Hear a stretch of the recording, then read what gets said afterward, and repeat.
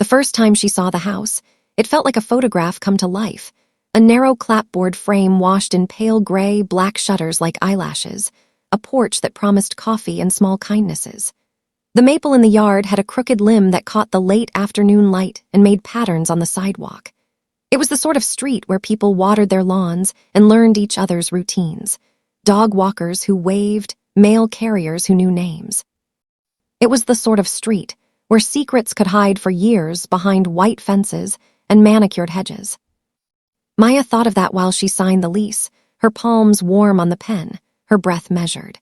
She had come to town carrying a suitcase of careful plans and a graduate degree she loved to say aloud when people asked. She liked the local coffee shop that played vinyl on slow Sunday mornings.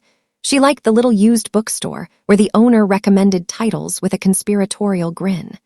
She liked the way the neighborhood seemed to fold around you like a hand. Claire, who lived across the way, arrived like a splash of color in a muted photograph. Her townhouse was the only one with a red door and succulents lined up on the steps. She walked a golden retriever named Whiskey, wore cropped leather jackets, and the sort of effortless makeup that made people assume she had never known uncertainty. She worked in marketing and had a laugh that came out in small, contagious bursts. Everyone said she was magnetic, and she was, at least at first, for Maya. They met at a block party the first month Maya moved in. Claire introduced herself like someone handing over a secret, quick, bright, and already knowing the contours of the neighborhood. After that, their lives braided together in the careful, accidental ways neighbors' lives do. They waved over hedges and borrowed sugar. Claire brought bottles of wine and stayed late, and Maya brought homemade soup and an unwillingness to small talk without purpose. They began to trade stories about jobs, about family dinners that had gotten awkward in ways that felt universal, about the way the sky changed when a storm rolled in from the coast. They became the kind of friends who could text at odd hours. "Are you awake? Come over. The dog needs a walk. Did you see that email?" Maya believed, earnestly and slightly recklessly, that she had found a friend who could read between her lines. When Maya met Ethan, that easy trust made it effortless. He lived in a loft downtown with 2 plants he could not keep alive and an apartment that played music like a movie soundtrack. He had the kind of smile that rested in his mouth like a memory. They shared late dinners, bad puns, mornings when rain left everything fresh and forgiving. Ethan worked as an architect and carried blueprints like talismans, folding them with a care that made Maya feel like shapes and possibilities could be made permanent. They moved in together after a season of kisses that rearranged futures, and in the small ways of shared life, mismatched coffee mugs, arguments over thermostat settings, everything felt possible. Claire was the first to show up when Maya and Ethan painted the spare room into night sky blue.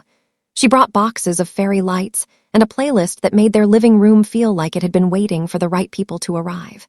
She danced on the empty couch, and later she slept on the armchair with whiskey curled at her feet.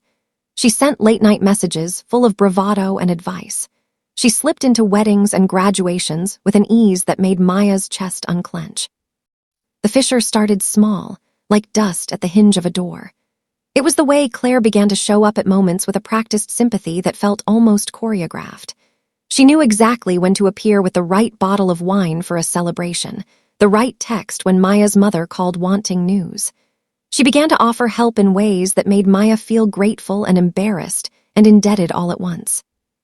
She started giving advice to Ethan about a career pivot, the boldness in her suggestions that made Maya feel, privately, like an audience watching Claire rearrange their lives with centered confidence. Then the offers became opinions. Claire stopped knocking. She filtered through their life like a curator, rearranging tiny things until a pattern emerged that suited her sense of order. She told Maya that Ethan deserved someone more daring, someone who would push him to take risks. She told Ethan that Maya was sweet but too cautious, that sometimes a person needed a push out of their comfort. It was always framed as care and always delivered with a laugh that made it hard to call it anything else. The betrayal was not dramatic at first. It came in emails that Maya found late, sent from an address that looked like a well-intended charity and addressed to a building committee about a grant for a historic renovation. Claire had spearheaded a neighborhood initiative, or at least that's how she signed the emails. She had put Ethan's name on proposals and listed him as a collaborator on projects that had not asked him. He received recognition for work he had not done, and Maya watched the slow, invisible erasure of their ownership of their own life. Maya mentioned it once, in an offhand way at dinner. Ethan furrowed his brow and apologized to her for the oversight, promising to correct the record. The conversation was tidy and contained. They moved on, and the old intimacy returned like a tide. But small things, once taken, leave a new coastline. Maya began to notice that Claire would text Ethan at odd hours about design ideas. Claire began to invite him into conversations that excluded her. Ethan, who had always been flattered by attention, found those conversations intoxicating. He began to call Claire for advice about clients and to forward design sketches she had never asked to see. The fracture widened. It split not with an explosion but with a dull, repeated erosion, the kind that happens when rain gets into a roof that only needs a single unaddressed leak to rot. One night, while Maya took a breath on the back steps, staring into the navy ink of the sky, Ethan came out and sat beside her with a takeout box and a silence. He said, softly, and then with an honesty that cracked his voice, that he had been offered a leadership opportunity and Claire had suggested he take it. That her influence with certain people had opened doors. That he felt pulled toward something that seemed to fit the version of him Claire described. Bolder, less tentative. Maya tried to be the steady shore. She spoke of plans, of travel, of saving, of a future that included ordinary things that felt unremarkable and safe. Ethan nodded, eyes not quite with her. He told her he loved her while mapping the edges of a life that now included Claire's shadow. She stayed, because staying felt like an argument against despair. She made coffee in the morning and left sticky notes with small jokes on the bathroom mirror. She believed that love was not a single event, but a craft that required the patience to be remade each day. The rupture became public when a video surfaced. It entered their lives like an uninvited tide, impossible to ignore. Someone at a neighborhood function had recorded Ethan and Claire in a conversation that was too close, the kind that made mouths drop. It did not show betrayal in the glossy ways television promised. It showed smallness, stolen looks, a hand on an elbow, a laugh too full. It showed Ethan agreeing with Claire in a way he no longer agreed with Maya. The footage was circulated like wildfire, commented on with the sharp knives of anonymous detachment. The neighborhood had never felt small before, but afterward it felt like a fishbowl. Maya felt the world change color. Faces that once smiled now split around a secret that seemed to belong to the world rather than to the pair who had birthed it. Ethan apologized, with the sincerity of someone trying to stitch a wound he did not know how to close. He said he had made a mistake, an error in judgment. He said he loved Maya and would end it with Claire and that he would stay. People forgave him, or pretended to. They patted him on the back and walked away with eyes that had a new weight. Claire smiled and moved through rooms like a woman who had not been accused. After the apology, nothing looked the same. Apologies can be like scarves, pretty, insubstantial, designed to cover rather than to heal. Maya found herself performing the roles expected of her, telling friends she was okay, pretending to laugh at jokes, smiling at Ethan across the table. Her chest held a rawness that was patient and hot, a knowing of the way people rewrite their stories to make endings less lonely. A month later, Ethan left their apartment with a box of sketches and a look on his face that belonged to someone who had chosen something else and now had to explain it to himself. He said it was not a betrayal but a quest for authenticity. He said he had to follow the pull inside him. He said he loved Maya, rueful and real. She watched him go, a bird watching another leave the nest. She had loved him in a way that felt like a prayer. She had prayed for return. It was in the hollowed months after that Maya began to see more clearly. Pain has a way of sharpening perception. She started noticing Claire's patterns, how she always positioned herself at parties near the center of attention, how she curated her social images with a neat hand, how she collected people like stones. She noticed how Claire framed herself as the advocate in any story, the rescuer, the helper, the woman who stepped in and made things right. She also noticed that behind the smile was a hunger that wanted to be the axis around which everyone else turned. Maya's anger was not cinematic. It was not an operatic scream. It was a slow, deliberate thing that settled into the bones like a plan. Revenge, she decided, was not about hurting someone in the way they had hurt you. It was about writing an equation that had gone disastrously wrong. It would be crafted, like the architecture Ethan loved, with attention to foundations and load-bearing walls. It would be precise. She collected evidence the way a gardener collects seeds. She took photographs of the neighborhood proposals that bore Ethan's name. She tracked emails. She wrote down conversations, preserved receipts. She watched Claire's social media feeds like a cartographer tracking a coastline, noting collaborations and connections. She found a pattern. Claire habitually blurred her role in projects, appropriating credit under the guise of coordination. She had built alliances with people who could be persuaded to remember her in a certain light. If Claire had been building scaffolding to lift herself higher, Maya planned to show the scaffolding to the audience and let them see its weak bolts. Maya did something else she had not expected. She started to make things with her hands again. She had been trained in the slow work of ceramics in a class she'd taken years ago when life still felt like an open road. She reclaimed that practice, creating bowls and vases that were solid and honest and flawed in a way that made them human.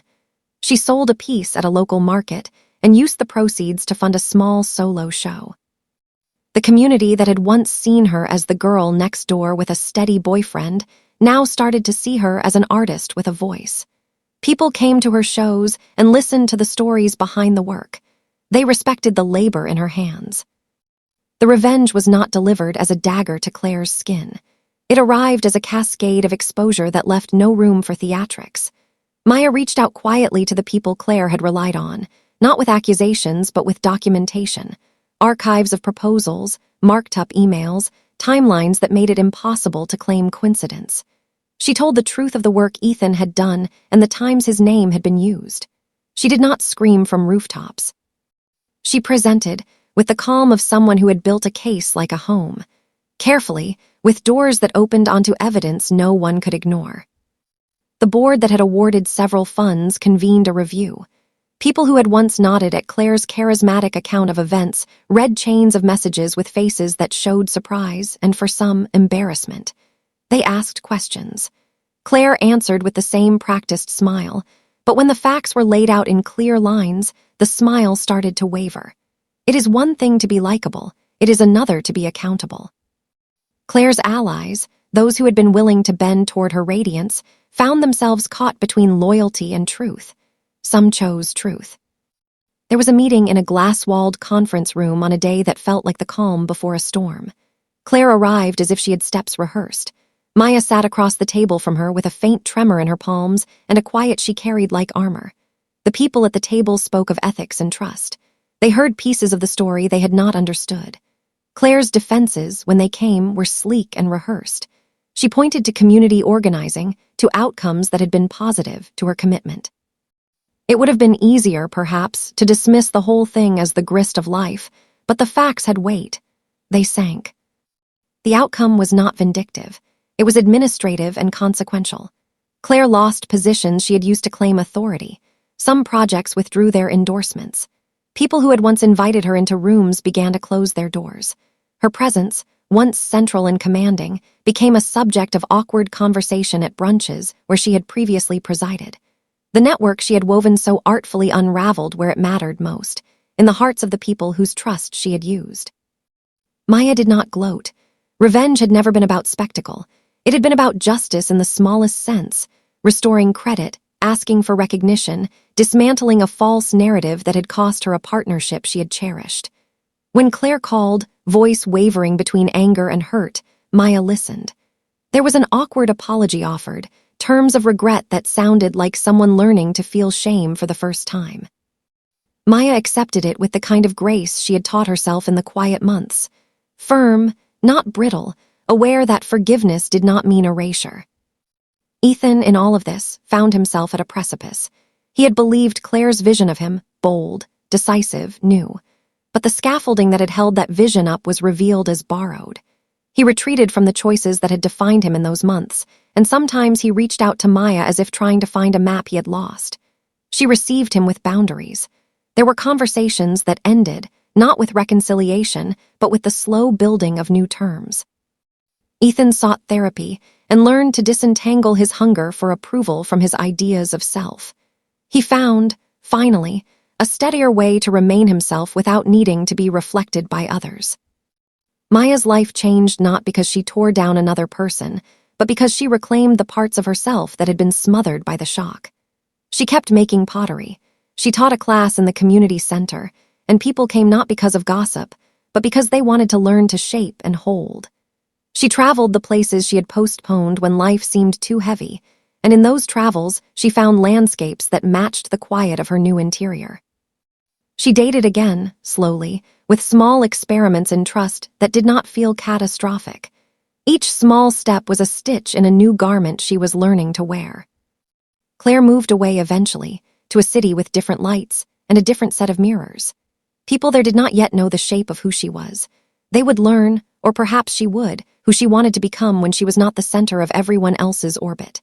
Sometimes Maya saw her across a crowd or in a photograph, a reminder of how charismatic people can be in their hunger, how easily charisma can slide into manipulation when unattended. Sometimes they said hello, sometimes they did not. What remained, long after the dust settled, was not revenge in the fictionalized sense of vengeance, but a quieter justice. Maya had been wounded and had learned to make a life that did not revolve around that wound. She had learned the architecture of resilience, the importance of foundations that are honest, of friends who show up because they mean to, not because it suits them, of boundaries that teach others how to treat you. She learned that people are not always villains or saints, but complicated beings who make choices and must live with them. On a late summer evening, Maya stood on her porch with Whiskey, now an old companion who padded across the lawn as if the world had never hurt him. Across the street, the maple cast a long shadow. She held a mug that warmed her hands and thought of the ways narratives are written and rewritten. She thought of the small corrosions that can steal a life if you let them. She thought of the long, ordinary work of making things, pottery, friendships, mornings in which you choose to be kind to yourself. There was no dramatic final scene, no cinematic payoff.